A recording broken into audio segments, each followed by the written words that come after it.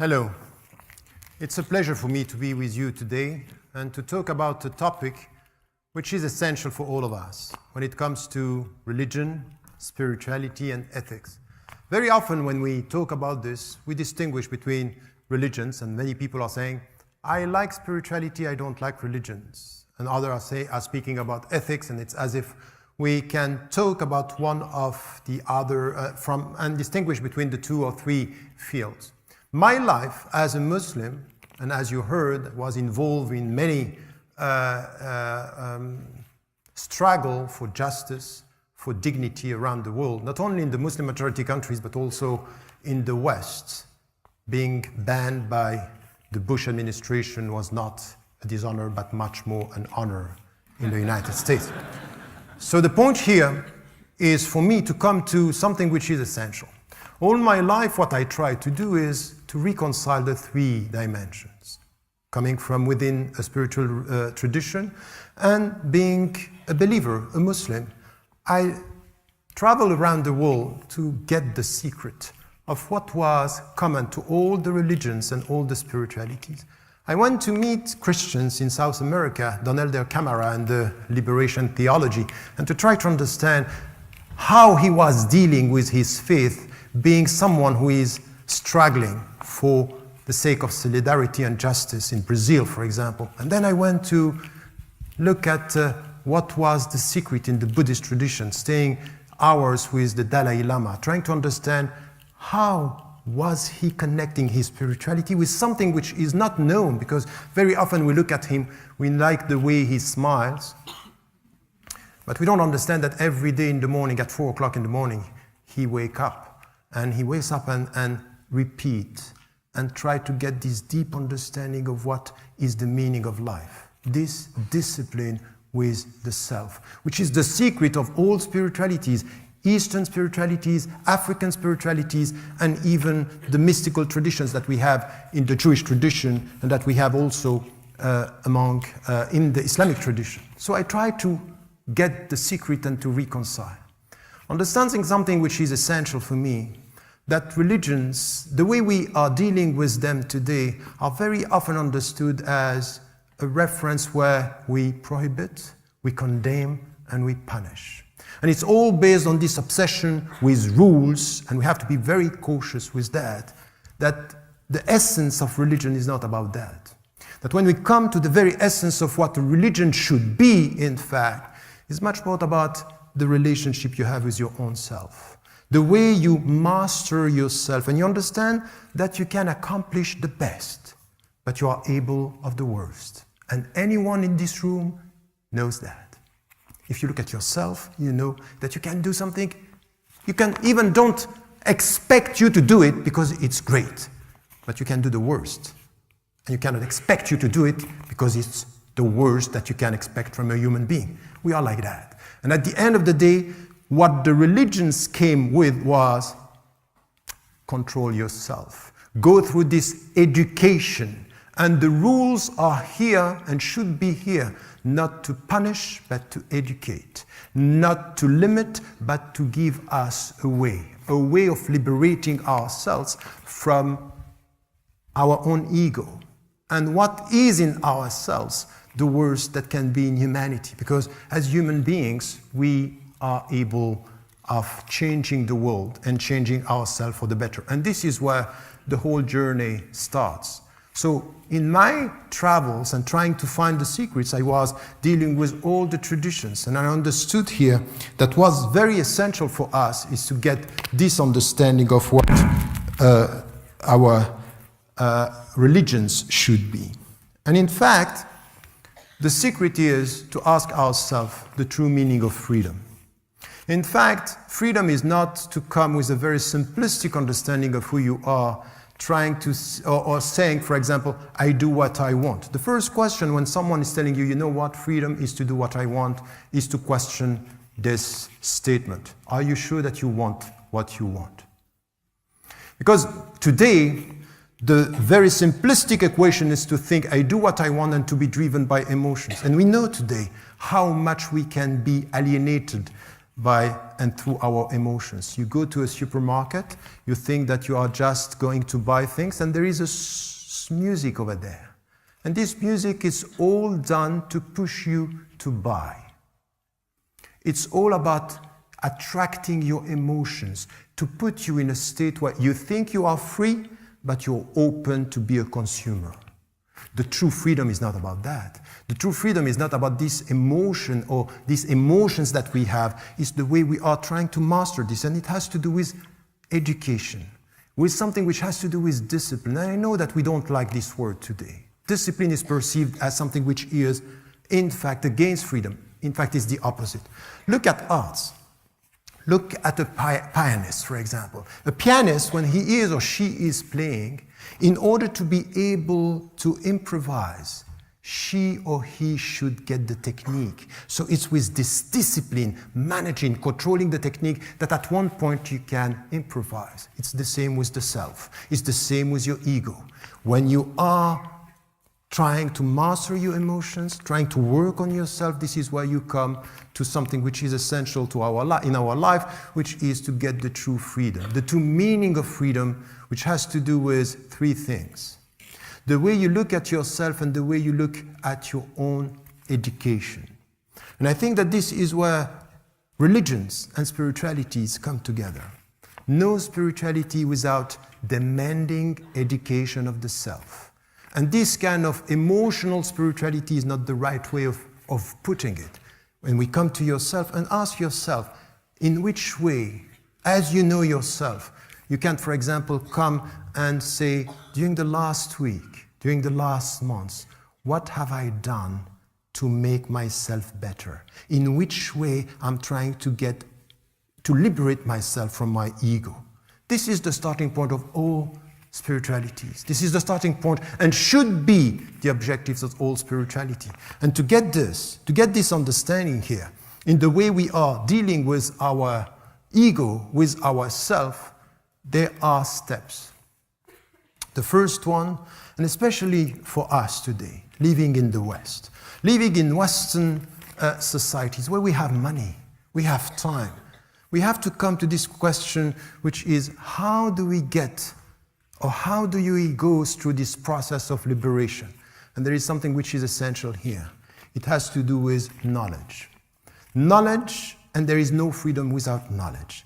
Knowledge means to be able to get, Socrates said something which is essential for all of us today. Know yourself. Know yourself means take time. Be fair with your own self. Be fair with your heart. Be fair with your mind. Be fair with your money. Take time to know yourself. This will be the only way for you to change the world for the better. And this knowledge of the self is based on something which is essential. No knowledge, no freedom. Why? Because ignorance is the first jail, is the first prison. And this is what we have in all the religions, what we have in all the spiritualities. This is what is common.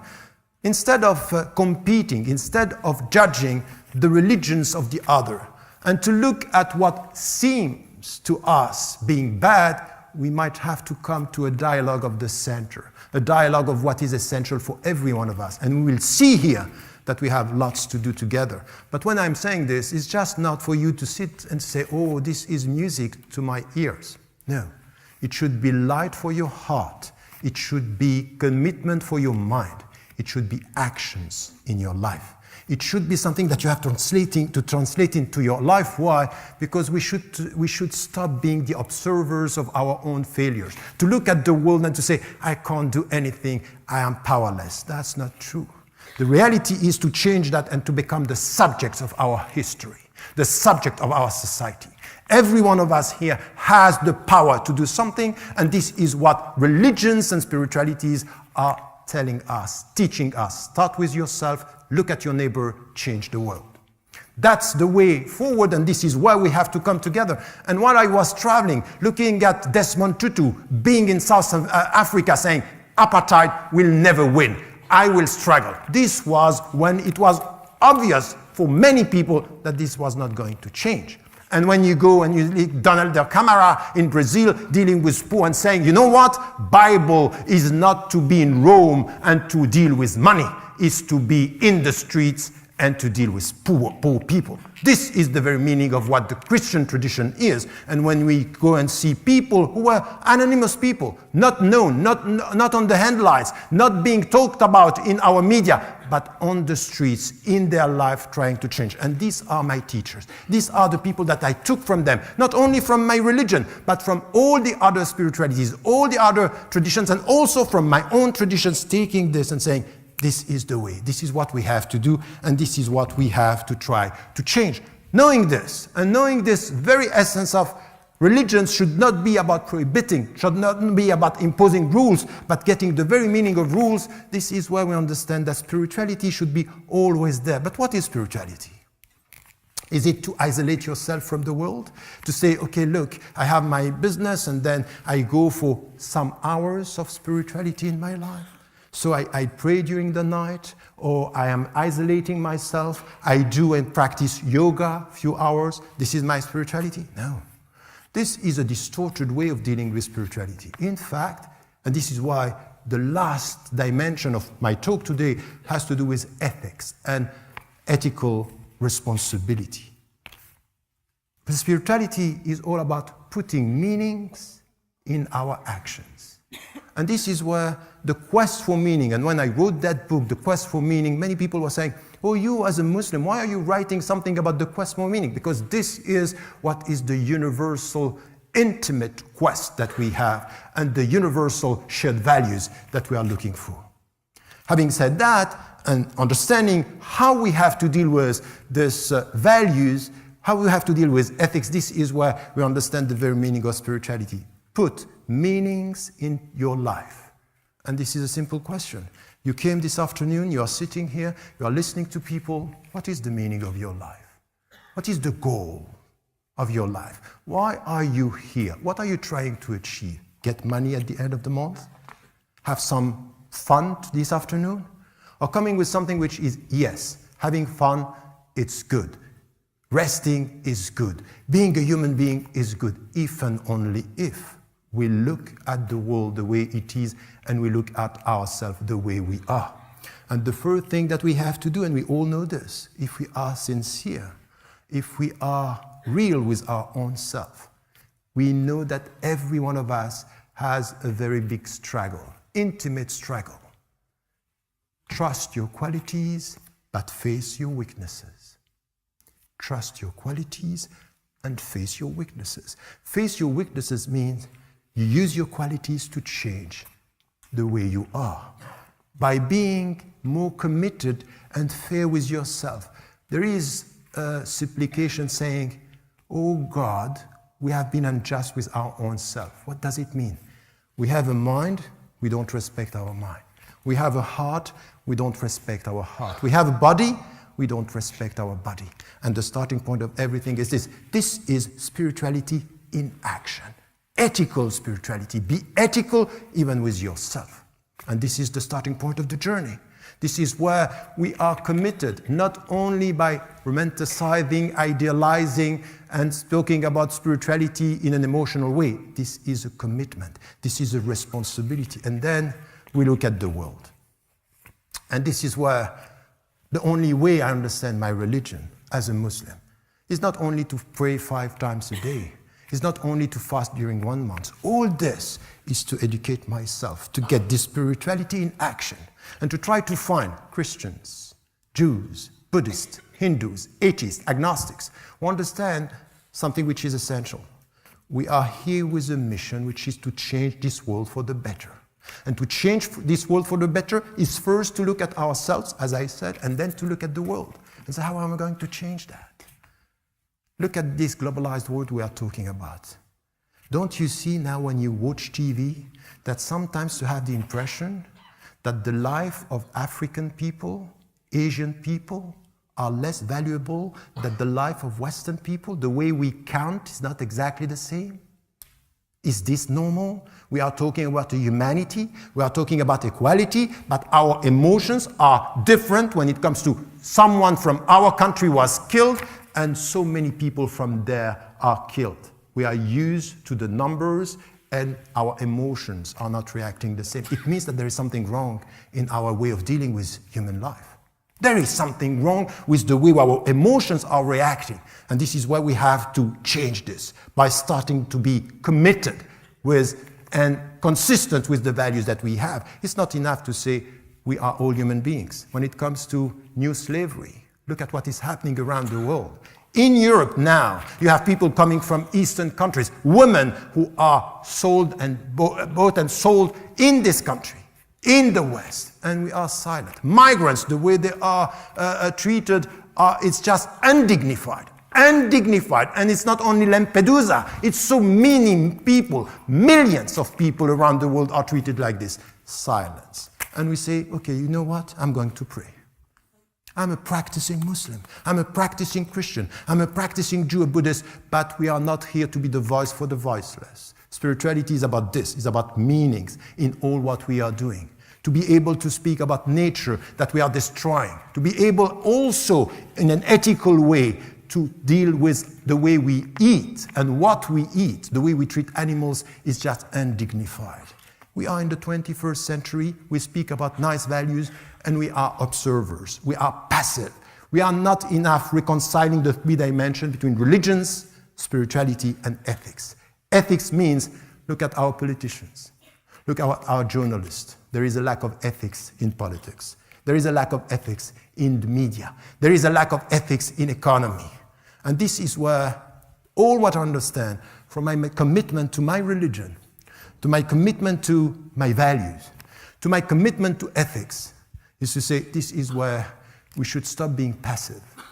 And we have to understand religion is educate yourself, change the world. Spirituality is put meanings into your actions. Ethics mean always ask the meaning of the ends. What are you doing, what you are doing? At the end, what are you trying to get? PhDs and degrees to get a salary at the end? Why? What is the very meaning of all that? Question the goals, you will know the way. And this is where we need to come all together. It's important to work and to promote knowledge. And when I come to this, what I'm saying is that we all have to try to know each other. It's a responsibility in a pluralistic society to know more about our own religion, or about our own agnosticism, or about our own atheism and the others, the religions of the other, to know what they think and how they think. This is the way we become more understandable as to the diversity, based on knowledge, based on commitment. And at the end, the only thing that I want to add here is we have to be courageous. We have to face the reality and to try to change. Be courageous means sometimes to speak against what the people think. What the people think is right, sometimes we have to come with a just world, a just word, and a just understanding of the world. And from this, be humble with your own self, as to change yourself, and be ambitious and as to change the world. And always, and this is what is the essential common message of all the religions and spiritualities, remain positive. You know why? Because it's always possible. Always possible. Remain positive, humble, and ambitious. Thank you.